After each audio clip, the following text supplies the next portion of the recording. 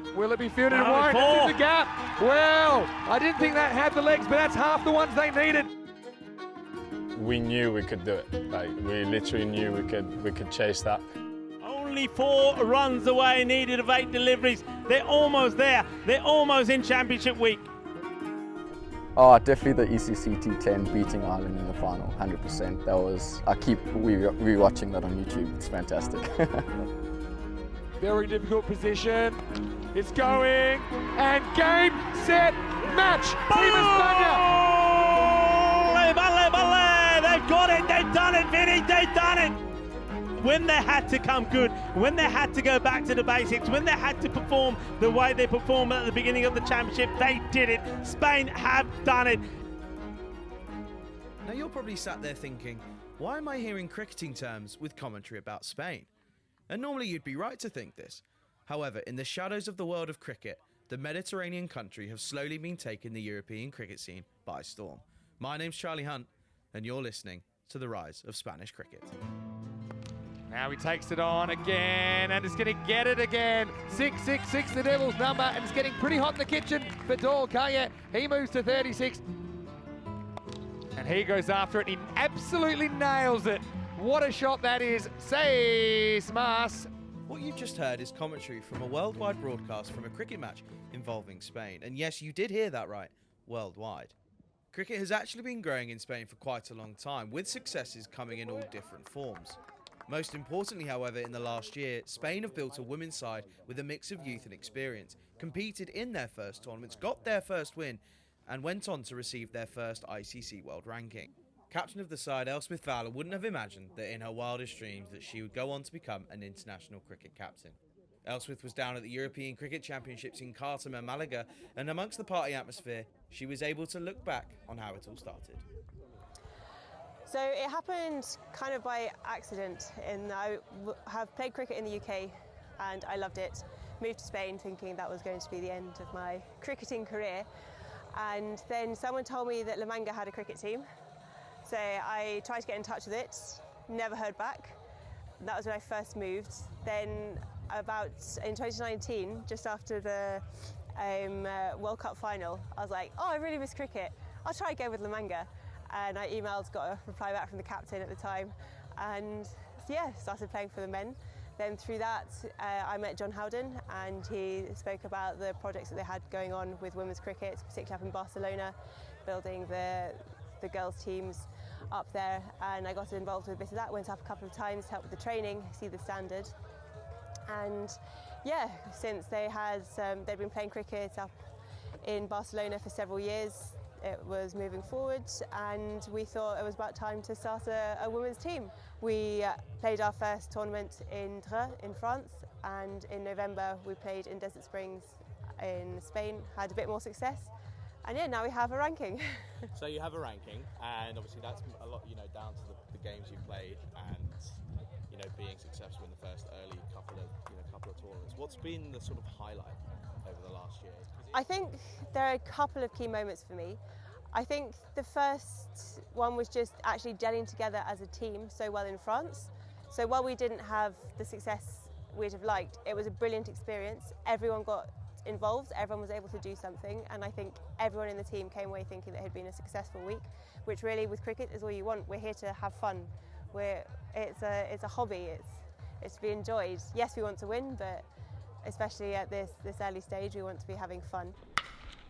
From one captain being new to the setup to one that has been part of the Spanish setup since he was just young, Christian Munoz Mills made his debut back in 2019, and since then has seen coaches come and go. However, with new coach Corey Rutgers at the wheel, Christian certainly sees the future being bright under new coach Rutgers. He's brought like a professional coach into the team and a family coach, so it's been very good because players coming in, there's been a lot of debutants as well, and they've just come in and gelled really good because we feel like a family when we're playing together. So that's made the team progress and actually get victories just because we do feel like we're a family.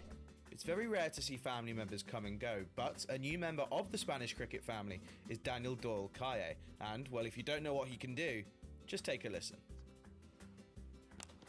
And he's going to get that half century here. And to a massive round of applause and cheers. Well, how about that? Yeah, everybody up, standing and applauding what has been a fine knock from Daniel Doyle Calle, 50 of 21 deliveries. Was a bit bored, like everyone was during COVID. Did a bit of research and found out that Spain actually play cricket and they have a team. A lot of history, and actually did a bit more diving into things and found out that there's an email, John Howden, CEO of Cricket Spain, and sent him an email, and literally 5 minutes later got a response, and he said, "What's your connection with Cricket Spain?" And I said, "I have a Spanish passport through my mother." And it was all systems go from there.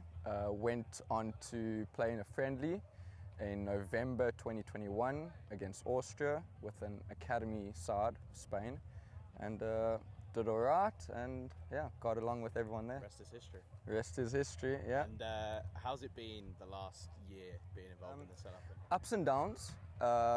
Ups being we've won good games, especially T10 tournament, the ECC last year in 2022, a few T20 internationals as well, but also a few downs in Belgium, the World Cup qualifiers, where we lost that game to Denmark, which obviously kicked us out of the running to potentially qualify for the World Cup.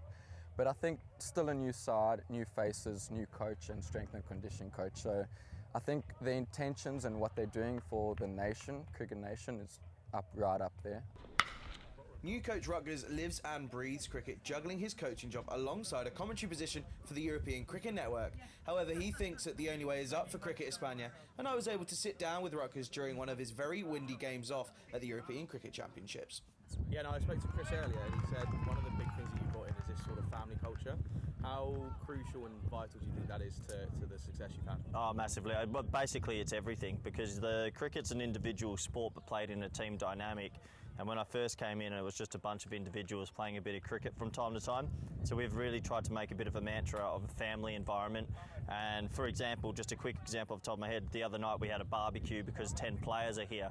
And in the past that never would have happened. Every time we go on tour, first night is a night where me and Alistair do the cooking, and we'll do a dinner for the team, and they love that. So just little things and looking after each other. And I think the biggest thing as well is obviously after series, we don't just say goodbye. There's a lot of care in between. I'm in contact with these players almost daily. I know about their families, their lives, their wives, and that just creates a really nice bond between coach and player. One of the big hopes for the next sort of year or so is 50 over cricket. Yeah. How important is that in terms of developing the game in Spain? Massive. It's a late run for it because, yeah, the previous management didn't really know what the 50 over setup was, but we're trying to get ourselves into a ranking position before the September 1st cutoff. It's probably, in all honesty, 25% shot to do it. It was a 5% shot 2 months ago, though. I just think that if you actually want to teach people cricket, yeah, T10's a vessel, T20's a vessel, but 50 over cricket's a massive vessel as well. Has to be a massive vessel. So getting it back would then teach people the other art of the game, and cricket has three main arts that we can play. Okay, 5 years. What's the plan? What's the hopes? What's the dreams? Mansion, Florida. No, I think for us, obviously, then we're in that sort of top 30. The younger players have come through. Some of our older players would have moved on by then, and yeah, I think the big things, the 17s, 19s have to be back. That was in Spain maybe 5 to 7 years ago. It's not there at the moment, which is a bit upsetting. The women's have developed as well. And for myself, just enjoying the ride. For me, it is about a 5-year project. I think most coaches are around for about that time. Maybe it'll go a little bit longer. But for the team, obviously, get that 50 overs, yeah. That winning mentality, is that what Corey's sort of brought in? Is that what you think that you lacked over the last couple of years? Yeah, I think that professional mentality, he's brought that into the team, and it's very good, yeah. 50 over cricket, that's number one, which could happen pretty soon, maybe by the end of the year, if all things go according to plan. So 50 over cricket for Spain would be fantastic. And I think working hard we can really improve, but I think our short-term goal should be to get on the level and I think it's reasonable to be on par with Germany and France. I think we've got the core talent there, we just need to refine it, and I think in maybe 2 years we can be having some competitive matches against strong European sides like that. The push for one-day international matches is certainly in full swing, and with the women's side wanting a place in a World Cup sooner rather than later, who knows what the future holds.